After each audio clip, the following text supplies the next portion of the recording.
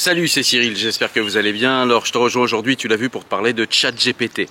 Alors pour ceux qui connaissent pas ChatGPT, ça se matérialise un petit peu comme un chat. En fait, vous allez discuter avec une machine, avec une intelligence artificielle, et cette intelligence artificielle va vous répondre à des questions qui sont assez complexes. Et je vois beaucoup de gens se dire, voilà, ChatGPT va remplacer telle ou telle personne, c'est très puissant, ça peut remplacer certains métiers, ChatGPT c'est la révolution. Par exemple, pour ceux qui font des vidéos YouTube, il y en a plein qui disent, voilà, on n'a plus besoin d'écrire nous-mêmes les vidéos. Alors pour moi ça marche pas parce que j'en écris très peu, mais bon, voilà, on n'a plus besoin d'écrire nos vidéos, on demande à ChatGPT de nous écrire une vidéo et ça y est, on a notre vidéo, on n'a plus qu'à se filmer et à suivre la trame. Il y en a qui disent que il n'y a plus besoin de faire d'exposé, il n'y a plus besoin de faire à l'école aussi, il n'y a plus besoin forcément de réfléchir, on peut tout demander à ChatGPT et elle va régler tous les problèmes et elle va répondre à tous les soucis. Et beaucoup de gens pensent véritablement que cette intelligence artificielle est en train de devenir plus intelligente que l'être humain et plus intéressante que l'être humain et que ce qu'elle produit est au-dessus de ce que produit l'être humain.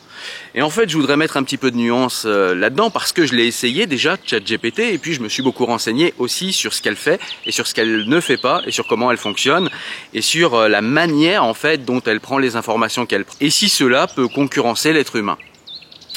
Alors déjà, commençons par dire que, alors je ne vais pas rentrer dans les détails techniques, mais commençons par dire que ChatGPT fonctionne en fait selon Internet, selon les informations qu'elle va trouver sur Internet. C'est-à-dire que ChatGPT est une intelligence artificielle qui va prendre en compte un grand nombre d'informations à chaque nouvelle mise à jour. ChatGPT 2, ça a commencé avec le 2, ensuite le 3 et aujourd'hui on en est à ChatGPT 4. Et en fait, si vous voulez, à chaque fois, il y a des robots qui vont scanner sur Internet un maximum d'informations pour que ChatGPT puisse répondre à toutes vos questions, toutes vos interrogations. En plus, ChatGPT, quand vous interagissez avec lui, pour l'instant il ne produit que des textes, mais quand vous interagissez avec lui, il est capable de prendre en compte en fait la totalité de votre conversation, de retenir en fait ce dont vous avez déjà parlé avec lui pour pouvoir vous donner la réponse la plus pertinente. Et donc du coup, certaines personnes qui disent mais ça y est, on est dans l'interaction entre homme et machine comme si on était deux hommes et encore la machine est un homme supérieur. Et en fait, c'est pas si simple que ça parce que je l'ai dit, ChatGPT se base déjà sur ce qu'elle scanne sur Internet et sur ce qu'elle va trouver sur Internet et sur les infos qui font consensus sur Internet. Donc c'est déjà une première faiblesse, c'est que ChatGPT, c'est même deux faiblesses. La première, c'est que si l'information n'existe pas sur Internet, ChatGPT ne trouvera pas cette information. Et la deuxième difficulté, c'est que ChatGPT va se contenter de ressortir ce que pense le consensus Internet. C'est-à-dire que si vous voulez une véritable pensée, vous ne la trouverez pas ici. Vous ne la trouverez pas chez ChatGPT. ChatGPT ne fait simplement que, aller chercher des informations à grande vitesse, vous les synthétiser, vous les mettre en forme et vous les restituer. Mais ce sera toujours de l'information consensuelle et il faut que l'information soit présente sur Internet, sinon ChatGPT est inopérant. Et d'ailleurs, en parlant d'inopérance, il faut se rappeler que ChatGPT est programmé pour vous répondre coûte que coûte. Ça veut dire que même s'il n'a pas la réponse, ChatGPT va quand même vous répondre. Et ça nous donne en fait des informations qui sont fantomatiques dans le sens où si elle n'a pas l'information, elle va vous répondre quelque chose de totalement fantasque. Et d'ailleurs, pour arriver dans les réponses fausses que peut faire ChatGPT, on voit qu'il y a quand même un pourcentage assez important encore d'erreurs de ChatGPT. Donc vous ne pouvez pas lui faire totalement confiance. Et voilà, certains vont nous dire que ça va s'améliorer, et que finalement oui, ça va s'améliorer, il y aura toujours un taux d'erreur qui sera réduit, mais il y aura toujours un taux d'erreur parce que c'est une machine. En fait, ce que fait ChatGPT, si on veut être un peu positif, c'est quelque chose qui peut nous servir d'outil. C'est-à-dire que quand vous voulez aller faire des recherches sur tel ou tel sujet, c'est vrai que ChatGPT va à grande vitesse aller chercher ces informations, les synthétiser, vous les mettre dans un court résumé, dans un texte. Et ça peut être intéressant quand vous travaillez sur tel ou tel sujet, quand, je sais pas, par exemple, vous essayez de faire je sais pas, vous faites un devoir pour l'école, vous êtes en licence de philo, et puis vous avez une dissertation sur un sujet philosophique, vous voulez savoir ce que pense Kant, ce que pense Spinoza, ce que pense de tel ou tel sujet, de la liberté ou que sais-je, ou du déterminisme, pardon. Et donc voilà, ça peut être intéressant pour aller à la pêche aux informations. Mais si vous vous en tenez à ce que vous dit ChatGPT, je l'ai dit, eh bien il y a des probabilités d'erreur. Et s'il y a des probabilités d'erreur, eh bien ça veut dire qu'elles peuvent s'incruster dans votre raisonnement, dans votre dissertation, dans votre travail, dans votre vidéo YouTube si vous êtes youtubeur, etc. Donc voilà, c'est encore une intelligence qui est soumise à beaucoup d'erreurs, et même quand elle fait pas d'erreur, encore une fois, elle fait du consensuel, c'est-à-dire que vous n'aurez jamais de pensée originale produite par ChatGPT 4. Ça n'existe pas pour l'instant. Alors peut-être qu'on y arrivera, je sais pas, dans 10, 20, 30 ans, mais pour l'instant, on n'y est pas du tout.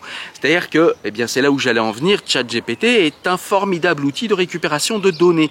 Le problème, c'est que vous êtes, je le répète une nouvelle fois, obligé de vérifier toutes ces données parce que, eh bien, parfois, ChatGPT se trompe parce qu'il est formaté pour vous répondre, il est programmé, c'est pire que formaté, il est programmé pour vous répondre, et il vous répond même quand il ne sait pas. Et parfois, il dit qu'il sait et il vous répond n'importe quoi. Et ça, c'est un véritable problème parce que si vous commencez à croire ChatGPT et à pas vérifier ces informations, eh bien, vous allez transmettre et vous allez transmettre et intégrer des informations qui seront fausses. Alors, vous allez me dire, bah, il n'y a qu'à vérifier les infos. Mais du coup, si vous allez vérifier les infos, en quoi ça vous fait gagner du temps d'utiliser ChatGPT et en quoi c'est pertinent? Et puis, moi, ce qui m'inquiète le plus là-dedans, je l'ai dit, c'est plus un outil en fait, ChatGPT, quelque chose qui va pouvoir nous filer un coup de main parfois. Mais ce qui m'ennuie avec ChatGPT, c'est plus ce que mettait en lumière René Barjavel dans Ravage, par exemple. C'est que René Barjavel, dans Ravage, il nous dit que la technologie, à chaque fois, nous vole des connaissances. Par exemple, quand vous commencez à aller chercher l'eau au robinet, eh bien vous ne savez plus comment on filtre l'eau et comment on fait en sorte que l'eau devienne potable quand elle sort d'une nappe phréatique ou quand elle sort d'un fleuve. Vous ne savez plus faire ça. Quand on va chercher au supermarché notre nourriture, eh bien ça nous ravit encore des connaissances, on ne sait plus comment on fait un potager. Alors je parle pas du petit potager le dimanche, je parle d'un véritable potager qui nourrit une famille. Eh bien ça on ne sait plus faire, on ne sait plus abattre des animaux, on ne sait plus, etc. Et donc à chaque fois en fait qu'il y a une nouvelle technologie, eh bien cette technologie nous ravit ou du savoir, je viens de le montrer, ou des forces. C'est le cas par exemple de la mécanique. Depuis le moteur à explosion, on marche très peu, ce qui fait que ça rend notre corps plus faible. Depuis qu'il y a l'électricité et toutes ces choses-là, eh bien il y a beaucoup de choses qu'on ne fait plus et que la machine fait à notre place qui rend notre corps beaucoup plus faible parce que du coup, eh bien on est beaucoup plus sédentaire puisque la machine fait les choses à notre place. Donc ça nous ravit des forces et ça nous ravit du savoir. Et si on transpose ça à ChatGPT, au niveau des forces que ça nous ravit, bah pour moi c'est assez évident, c'est qu'on va réfléchir de moins en moins, on va de moins en moins se servir de son propre esprit d'analyse, des recherches qu'on va aller faire, de la priorisation des recherches qu'on va faire, puisque finalement c'est ChatGPT qui va le faire à notre place. C'est ChatGPT qui va prioriser nos informations, celles qu'on va mettre en avant, puisque c'est lui qui va aller les chercher et vous les retransmettre. Alors que si vous refusez d'utiliser ChatGPT, eh bien c'est vous en fait qui allez aller faire vos recherches manuellement, qui allez prioriser tel ou tel site, qui allez prioriser telle ou telle information, qui allez creuser telle ou telle information ou qui décide de ne pas creuser ou de ne pas croire telle ou telle information. C'est-à-dire que c'est vous qui êtes le filtre et c'est vous qui décidez quel angle en fait vous allez utiliser dans la recherche qui est la vôtre. Si vous utilisez l'outil de ChatGPT, c'est lui qui fait tout ça pour vous. C'est lui qui hiérarchise, c'est lui qui priorise, c'est lui qui vous dit ce qui est intéressant ou non sur l'internet et vous, eh bien vous le laissez faire. Il vous donne en fait une information pré-mâchée. Et c'est plus là que moi je suis inquiet, c'est-à-dire qu'on va encore nous ravir des capacités cognitives, la capacité d'aller chercher des informations, de comprendre quelles informations sont vraies, quelles informations sont fausses, pourquoi les informations consensuelles sont pas toujours les meilleures et sont pas toujours réelles et exactes, pourquoi une pensée originale ne se retrouvera jamais comme ça en ligne. Donc voilà, c'est plus ça, moi, qui m'inquiète dans ChatGPT. Parce que ChatGPT est un outil technologique qui peut-être est en train de révolutionner le quotidien de certaines personnes, mais c'est surtout un outil qui est en train de nous voler notre intelligence et qui est en train de nous voler encore nos capacités cognitives. Voilà, j'espère que j'ai pu vous rassurer sur ce qu'est ChatGPT. Finalement, ça n'est qu'un outil technologique supplémentaire, un outil qui certes peut être très pratique, mais encore un outil dont il faut se méfier.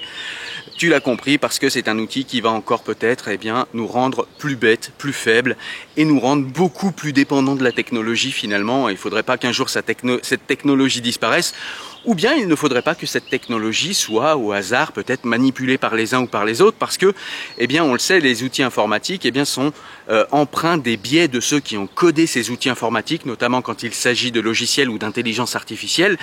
Et ça, ce serait quand même dommageable pour la pensée en général et pour votre pensée à vous-même en particulier. Voilà, je vous dis à très bientôt pour une nouvelle vidéo. Portez-vous bien. Ciao.